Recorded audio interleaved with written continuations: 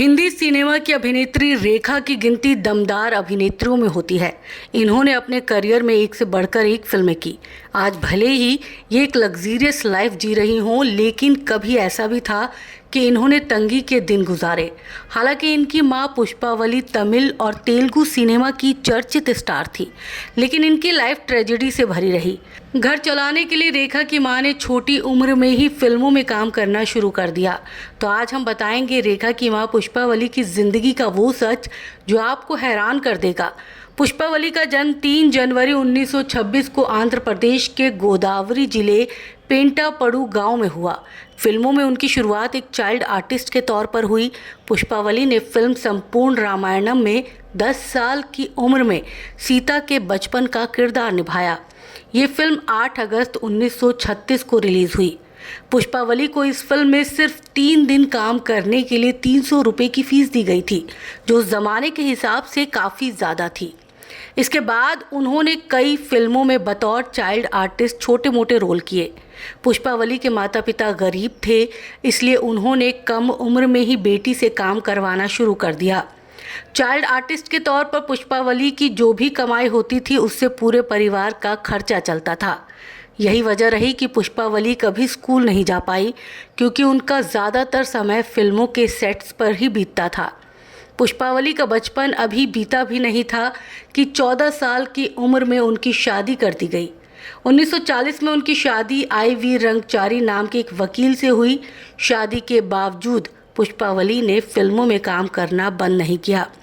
16 साल की उम्र में उन्होंने 1942 में आई तेलुगु फिल्म बाला नागम्य में सपोर्टिंग रोल निभाया था। पुष्पावली के पति और ससुराल वालों को उनके फिल्मों में काम करने पर सख्त ऐतराज था। इसी वजह से पुष्पावली और उनके पति रंगचारी के रिश्तों में दरार आने लगी। शादी के बाद पुष्पावली 2 बच्चों की मां बनी।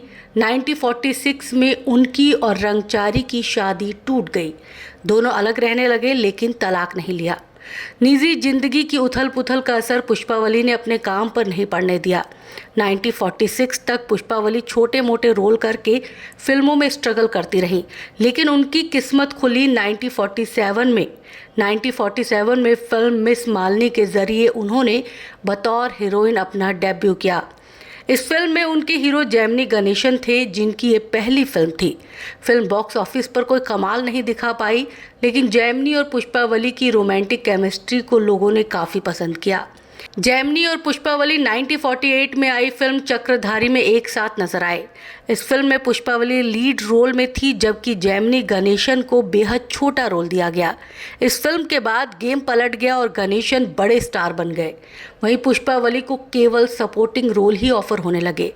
ऐसा इसलिए हुआ क्योंकि बतौर हीरोइन उन्होंने जिन भी फिल्मों में काम किया वो फ्लॉप होने लगी थी। उन्होंने कुछ और फिल्मों में गणेशन के साथ काम किया। फिल्मों में साथ काम करते करते पुष्पावली और जेमिनी गणेशन के बीच नज़दीकियां बढ़ती गई।